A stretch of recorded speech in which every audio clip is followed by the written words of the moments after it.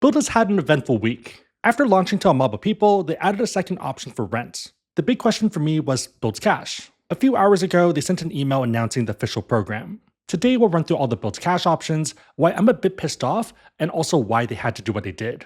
Funny enough, I planned this trip thinking I could ski and shop and enjoy Japan, and I figured that the Bilt's cards would be very straightforward.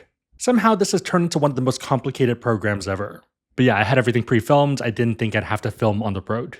With that said, big favors to give this a thumbs up to help with the algorithm. If you know someone that might benefit, then share this with them. Super fast, in case you missed it, there's now two options for your rents. So when Bilt 2.0 launched, the main option was Bilt Cash, the idea being that you earn Bilt Cash with all three cards and with all your transactions. That's now option 2. With option 1, you opt out of earning Bilt Cash to earn a housing multiplier instead based off the total non-housing spend. 100% or more will be 1.25x, 75 to 99 will be 1x, 50 to 74 will be 0.75x, 25 to 49 would be 0.5x, and below 25 would be 250 points flat. I feel like option 1 versus 2 is its own entire video, but for this purpose we're focused on option 2 since that earns Bilt Cash. Also, I feel like they should have reversed it because it's just confusing. Okay, so with option 2, all 3 of the new Bilt cards earn Bilt Cash rewards. All 3 of them have their own Bilt point multipliers, so that's Bilt points, and then all 3 also earn Bilt Cash, 4% for all 3. Even though they call it cash, I wouldn't think of it as cash because it's not that liquid. Think of it as a secondary points currency. The idea is that they're allowing you to redeem for value in housing, fitness, rideshare, hotels, and more. The goal for them is to network, and that's their long-term vision, and we'll actually get into that a bit more towards the end. The pitch, though, is that they want to give you dollar for dollar value for their network of partners.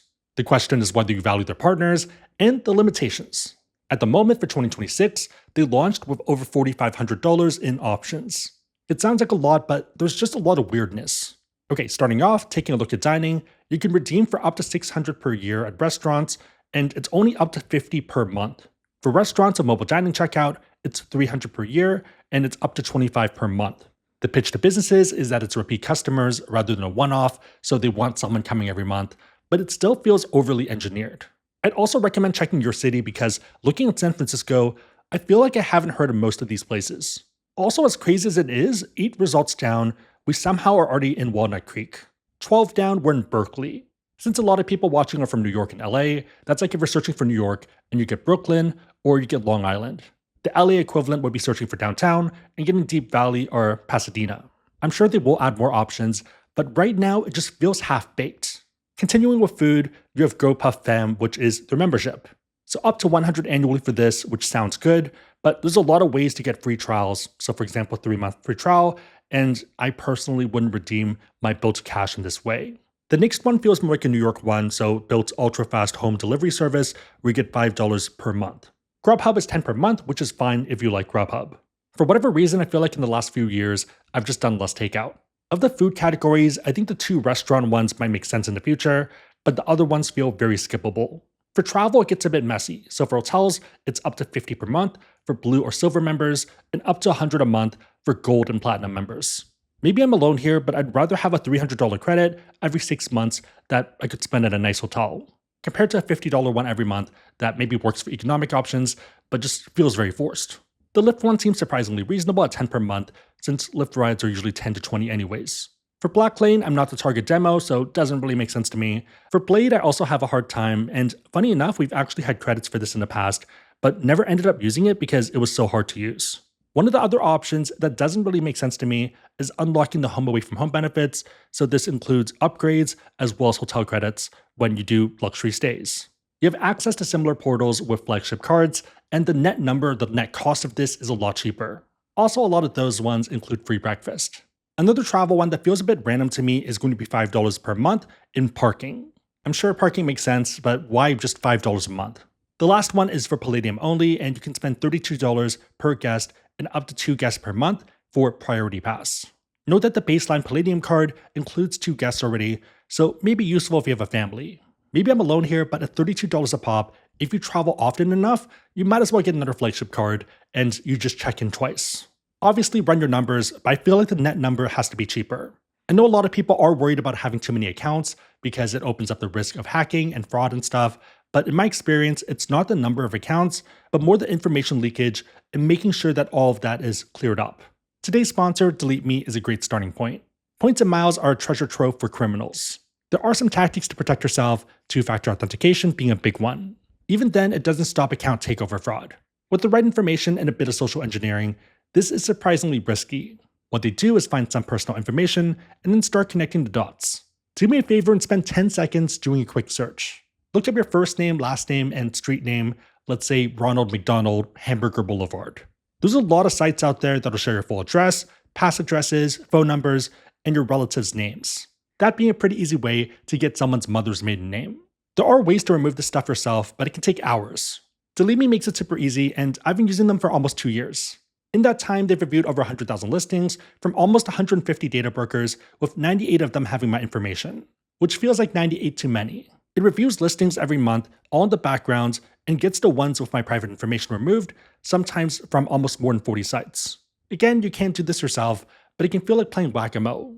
Most of us have better things to do for a time. On average, Delete Me removes over 2,000 pieces of data in your first 2 years. If you want to join me and protect your personal information, then check out joindeleteme.com/AskSebby and use promo code SEBBY for 20% off their US consumer plans. I wouldn't feel safe to film while traveling without it, so I'm a fan. Okay, switching over to health and fitness, it feels like it's targeting less financially savvy people. One of the best examples of this is redeeming for up to $40 per month with options like SoulCycle, Berries, and others. Most people using these services, at least the ones I know and the ones I see, are either using ClassPass, or they end up buying a membership with them directly, or they're buying a ton of passes during the sales. No one's paying that rack rate that Bilt's charging you. For example, let's look at ClassPass. On the low end, it's 25 credits for 55 per month. If we map out all the options, 25, 48, 68, 100, 150, you're basically paying $2 per credit. Through ClassPass, Berries is 14 credits a class. Given this, it means that you're paying 28 to 31 per class, depending on what plan you have. That's a pretty stark contrast to the single class rate of 38, and that's what I'm assuming Bilt's charging you. The crazy thing too is that you know that Bilt is not paying that rack rate, they're both buying a lot of them, and probably getting it for half off, and selling it to you at full price. I get that they have to make money and that's fine, but at least comp it to what a normal person would pay, so that lower number. They'd still make money on the spread there, so they're kind of screwing you over with Bilt's cash because you're getting less than 1 cent per point.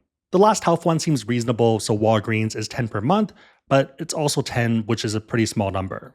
You'll notice that a lot of the good ones, the ones that seem easy to use, are very low numbers. The fact that most of the Bilt cash doesn't actually roll over every year and ends up expiring says a lot about their strategy. Other banks have some breakage built into the credits, but you can usually still pick your spots and get value. Here it feels like the ones that actually make sense are just very small opportunities. Looking at some other categories, there's Bilt Comedy for up to 50 per month, so that's a bigger one for some reason. Looking at reviews though, it seems pretty bad and maybe mediocre at best, so you're not seeing Dave Chappelle, you're not seeing A-list acts. The next one's insane to me. $120 per year and up to $10 a month for Bilt Design Collection. That feels laughable. A lot of this, if not most of it, is their own stuff. It's marketing for themselves. Why are you limiting that to $10? Also, the points versus Bilt cash conversion just doesn't make sense for a lot of these. And again, it feels like they're trying to screw people over and find breakage. For example, 10,000 points or $70 for the paper towel holder. So that one's 0.7 cents per point. The cake stand, though, is 10,000 points or 155, so 1.55 cents per point there. Obsidian tumbler is 2 cents per point, while the cup is 0.5 cents per point, so a fourth of the value. I love optimizing and min-maxing, but if I have to do it every single time just to make sure they're not screwing me, it feels a bit much. And that's not to say that there's not cool stuff there. So for example, this Nuri art piece for 20k points or $300 feels like a steal. This is a 150 piece and it's pretty large and can fill up the room. I guess 5 metal bananas at $15 is a pretty good deal as a set piece. Yeah, this is your store, these are your items. Why are you limiting people using your Bilt cash for your items to market your card? What's the story of those bananas? Well, it's because I have Bilt, I like the card and so on. It's marketing for you. If you don't care about Bilt cash or any of these experiences, there are 2 other points options, so pretty much turning your Bilt cash into points. The first one is Points Accelerator, and there is a lot of text here, so let's make it a bit easier. This is only for Obsidian and Palladium cardholders, and the cost is $200 in Bilt cash per activation. You get up to 5 activations annually. When you do the activation, you get 1x bonus points on all of your everyday spend for the next 5,000 in spend. Per their text and their marketing, that means that with Obsidian, for dining or groceries, depending on your selection, it would go from 3x to 4x. For travel, 2x to 3x, and for everything else, 1x to 2x. For the Palladium, for everything, it's going from 2x to 3x. I'm going to start by saying that the multipliers don't matter, especially for the Obsidian, so it sounds nice, but the marginal increase in value is still 1x back, regardless of the multipliers. So for example, let's say you normally spend 5k on travel and then 5k on dining. There's no point saving that 5k on dining for the boost because it doesn't make a difference. When the boost is on, whether it's dining, travel, or everyday spend, you're getting 1x more, and that's the main thing that matters. Maybe I'm crazy, but there's a lot of obfuscation here, so let's simplify. So the cost to do this is 200 Bilt cash, and the benefit is 1x extra on 5k in spend, so 5k Bilt cash is the marginal value. Again, the multipliers themselves don't matter, it's the step function. The question you have to ask yourself is, what are Bilt points worth to you? At 1 cent per point, 5,000 Bilt points will be $50, 2 cents per point, $100, 3 cents per point, $150, and so on. Your cost here to get 5,000 Bilt points is 200 Bilt cash. 200 divided by 5,000 means that you're paying 4 cents per point in terms of Bilt cash to buy these Bilt points. There are a lot of problems with Bilt cash, and it might not make sense for a lot of people, but this feels insane. This literally makes 0 sense, especially given the next option. So the initial one that they had, and the one that now looks actually reasonable, is unlocking earning on rent. In this case, you're spending $30 Bilt cash to earn 1,000 points. 30 divided by 1,000 means that you're paying 3 cents per point in Bilt cash to buy Bilt points. So 4 cents per point versus 3 cents per point, this is 33% better, meaning that the prior thing has no point of existing. I get that it sounds good and looks better, but a lot of people that don't do the math are actually going to get screwed. Okay, so what's the future of Bilt? There's a lot of wishful thinking that Bilt will revert the product to what it previously was. I can talk more about that in the future, but I don't think that's happening. With startups and in tech, the first product is to acquire users, get interest, and build a critical mass. Last summer, they raised a monster round at a $10 billion valuation. The entire pitch and argument is that they're building an entire ecosystem and platform, and they're basically building the next global currency that's not owned by a government. The old ship has sailed, that's long gone. This is the new ship. Whether it makes sense for you to get on is for you to decide.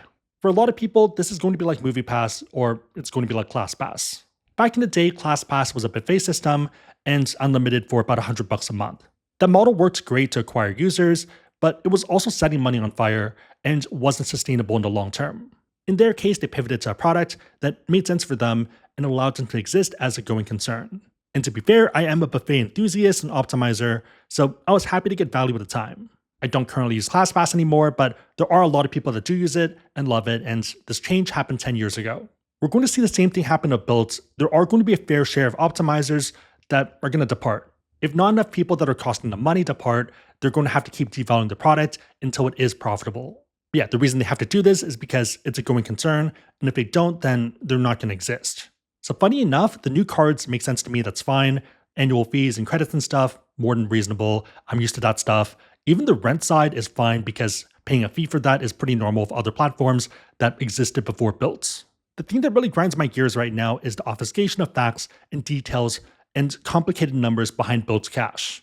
Point Accelerator is a great example of this, where they're making Obsidian sound a lot better. When in fact, when we simplify and actually look at what's happening, it makes 0 sense. It's worse than what they previously had that people hated. For something that's been pitching itself as simple and straightforward, it's been the opposite. I don't understand why all these caps exist and why you're doing all this weird stuff. Maybe unfair, but it feels dirty. In tech and startups, there's a term called dark patterns. It's basically a way to exploit people to do things that they don't intend and to kind of take advantage of psychology for their own gain.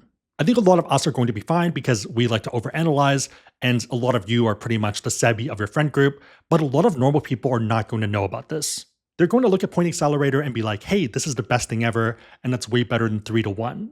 I feel like if they called it anything else, like Bilt tokens, then it wouldn't feel as bad. On that note, if you want to learn about cards, whether these ones or pretty much any other cards out there, and you want to support the channel, we have links on the website, AskSebby.com, and also down below in the description box. Make sure the links are competitive, that the cards make sense for you, but otherwise it is a huge way to support the channel, so thank you in advance. Also, again, thank you to Delete Me for sponsoring today's video. If you made it to this point, leave a banana emoji in the comments down below, and I'll try to heart it and also respond. 3 questions. Number 1, what are your thoughts on Bilt's cash? What do you like? What don't you like? Number 2, if you did have to pick a redemption option, which would you pick? I feel like Lyft and Walgreens and stuff are fine, I just wish the caps were higher. Number 3, do you think Point Accelerator is predatory, or is it fine because it's technically another option, and if people don't do the math, then that's their own fault? Let me know and everyone else know in the comments down below. Big favor thumbs up, share this, but otherwise hope you liked it. See you next time. I'm going to read some of your thoughts. It's not working. Annual fees plus spend for credits when other issuers just give you the credits. It's good for my mortgage, hotels, and points accelerator. It might be the biggest deal in the market if they enabled spend for hotels with no limits. That I agree with. I'd rather have shoot bucks. Bilt really said, yo dog, we heard you like math. Too complicated even for someone who's point savvy. I've given up trying to figure out what they're doing. Also, let me know if this type of segment is interesting or a skip in the future.